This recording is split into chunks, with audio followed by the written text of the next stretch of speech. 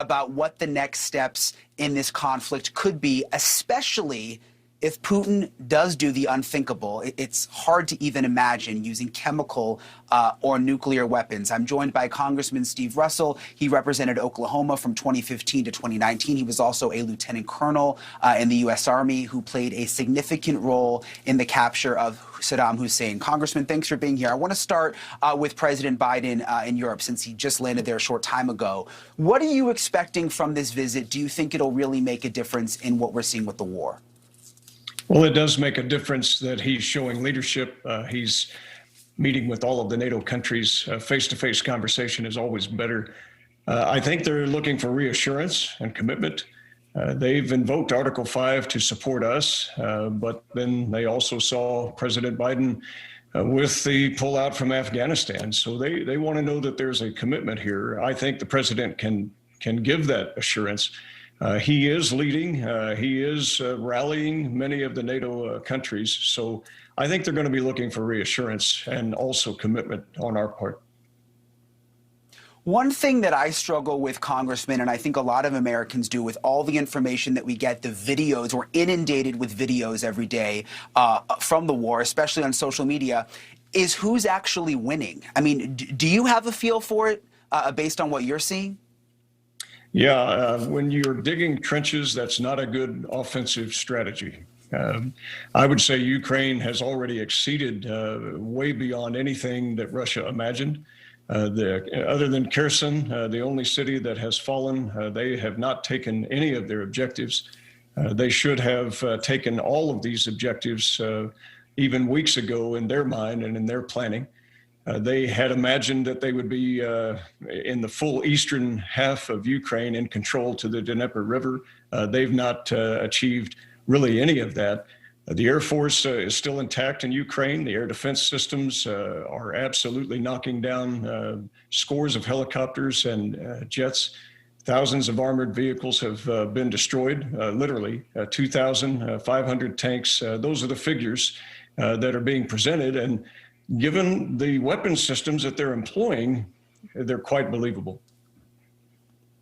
Yeah, it sounds like you believe the Ukrainians are winning, and based on what's been happening on the ground, it certainly appears that way. But I think one thing that's really scary is to think about if the Russians up their game, specifically when it comes to nukes and chemical warfare. If they could keep losing on the ground, do you think it could come to that?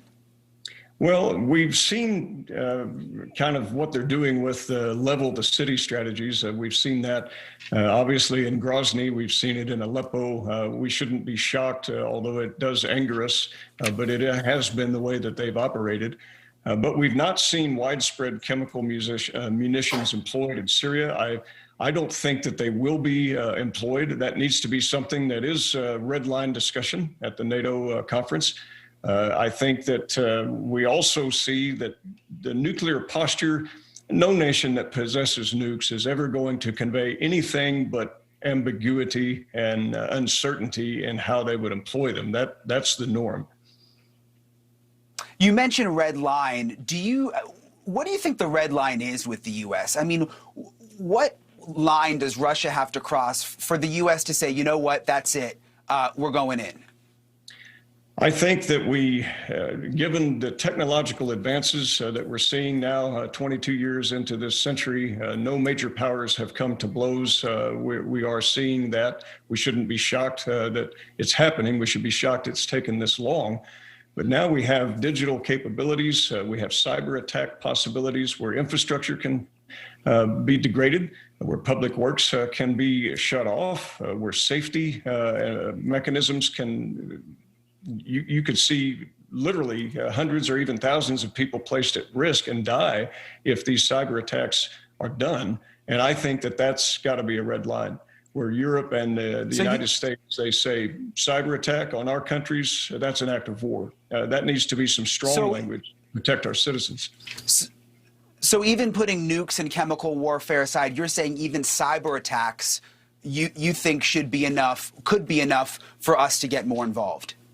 I think it has to. Just imagine this scenario that if we are have ambiguity and we don't say what we would do or not, and then they take out our grids, our public works, reroute trains, aircraft, with our navigation systems, with the FAA or whatever it might be, we're talking there could be great risk of life. And so we have to understand how digitally intertwined we are and how vulnerable that those things could be. President Biden sent out some pre-announcements on it. So obviously they're acting on intelligence that they're seeing on that, and they're trying to warn companies and they're trying to warn Americans about that to try to be more secure. And we certainly need to do that. And I think that that has to be given serious discussion in the NATO conference. No one right now, Congressman, obviously knows exactly what is going on in Putin's head. I know you've dealt with people somewhat like him. Some people are saying he may feel like he's backed into a corner right now. What do you think he does next? I mean, what do you think is playing out in his mind right now? Well, he wants control of the former Soviet empire. We've seen it. He's stated it. He's been pretty clear since 1999. He was even more clear in 2006. He began to act on it in 2008 with the Republic of Georgia. We see it in Transnistria with Moldova. We've seen it with the Baltic states, although they became NATO members rather quickly, so that thwarted that effort. He wants all of that, what he calls the near abroad, restored to the bad old days of the Soviet empire. That's his goal. In terms of counsel that he would receive or cautions or precautions from his own government, he's not going to get them. He's a dictator. So you don't get people around you counseling you that say anything other than you want to hear. That was true with Saddam. It's true with Assad in Syria. It's true with Kim Jong-un. He's not going to have the people that would provide him caution because they're already removed, or they've lost their lives, or they've been deported, or whatever. Yeah, we all know what happens if someone does speak up to a guy like Putin. It doesn't end well for people, so there's no surprise that people are staying quiet. Congressman Steve Russel, thank you so much for providing such great insight tonight. My pleasure. Thank you for watching. Click the red subscribe button below so you can get more of NewsNation's fact-driven, unbiased coverage.